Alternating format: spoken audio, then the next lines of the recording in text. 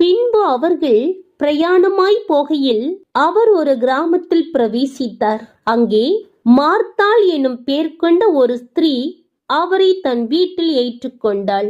அவளுக்கு மரியாள் எனப்பட்ட ஒரு சகோதரி இருந்தாள். அவள் இயேசுவின் பாதத்தருகே உட்கார்ந்து அவருடைய வசனத்தை கேட்டுக்கொண்டிருந்தாள்.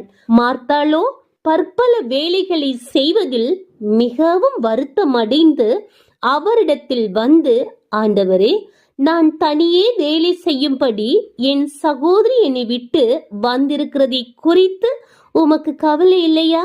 எனக்கு உதவி செய்யும்படி அவளுக்கு சொல்லும் என்றாள். இயேசு அவளுக்கு பிரத்யுத்தரமாக, மார்த்தாளே, மார்த்தாளே, நீ அநேக காரியங்களை குறித்து கவலைப்பட்டு கலங்குகிறாய். தேவையானது ஒன்றே. மரியாள் தன்னை விட்டு எடுபடாத நல்ல பங்கை தெரிந்து கொண்டாள் என்றார்.